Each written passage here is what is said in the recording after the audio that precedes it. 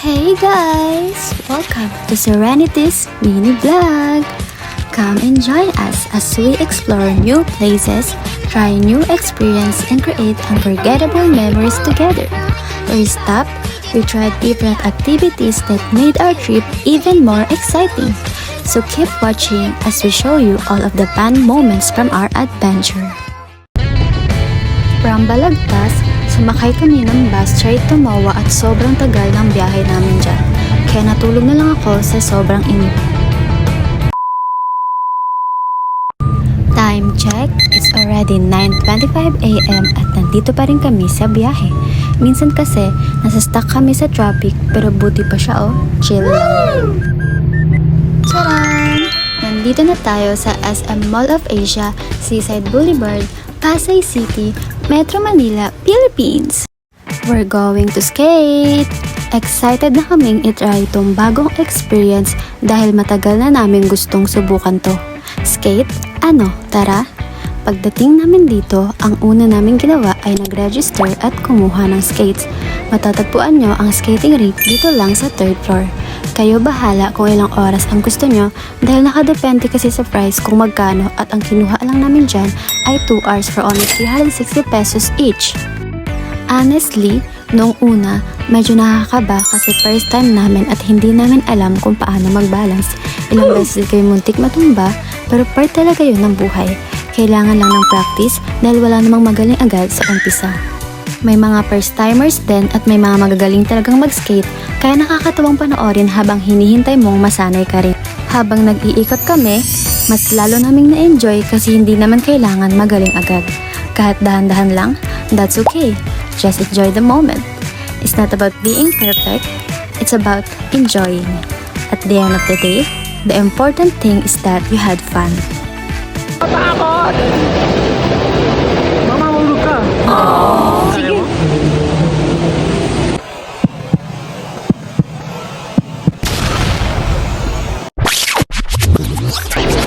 Mamahulog ka.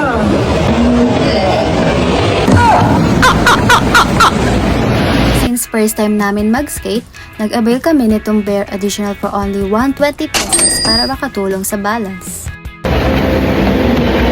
Siya po nagtutulak sa akin. Kasi mas magaling po siya sa akin. What?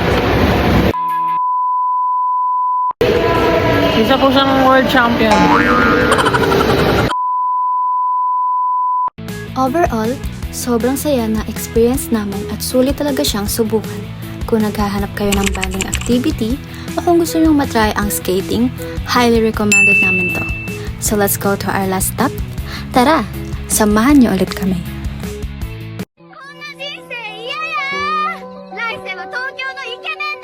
Ohayo! Ay, akala ko nasa Japan na kami.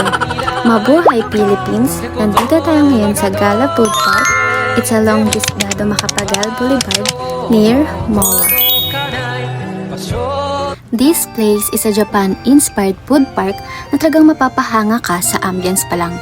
Makikita nyo rito ang mga Japanese style na ilaw, anime-inspired decorations at mga photo-worthy spots na parang nasa Japan ka talaga. Bukod sa masarap na pagkain, perfect din itong puntahan kung gusto nyo mag-relax at mag-picture. Tara, itour namin kayo sa Gala Food Park. Pagpasok namin dito, ang una namin ginawa ay naglibot muna at mag-picture. And take note, wala nga pala itong entrance kaya sulit ang place na to para mamasyal. Ang ganda ng lighting dito kaya perfect din kung mahilig kayong mag-pose. Ang dami ring food choices kaya mahihirapan kayong pumili ng kakainan. Nag-rent nga rin kami ng kimono for only 100 pesos each at kailangan lang mag-present ng valid ID. Lipat naman tayo sa next spot. It keeps off a Tokyo street food market kind of vibe, especially when the lights come on. The atmosphere is so lively and at the same time, it still feels relaxing. You know, lagi ko lang nakikita tong lugar na to online, but actually walking here, it hits completely different.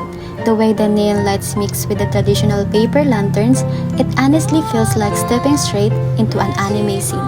Every single alleyway has its own little story to tell.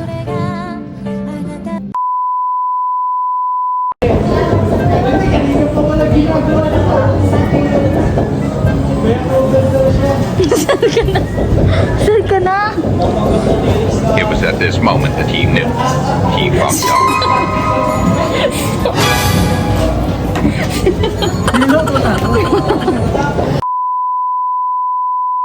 Kaya kung gusto niyong maranasan ang Japanese vibes, isama niyo na to sa bucket list niyo. Sulit sa pictures, sulit sa experience, at sulit sa memories. Tag the person you wanna bring here. After mapagod sa paglilibot, naghanap muna kami ng magandang spots para magpahinga.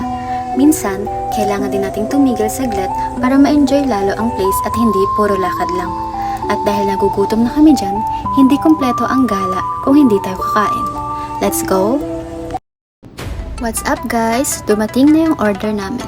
Let's eat! I got Tantan Men Ramen worth 450 pesos while he ordered miso ramen worth 550 pesos.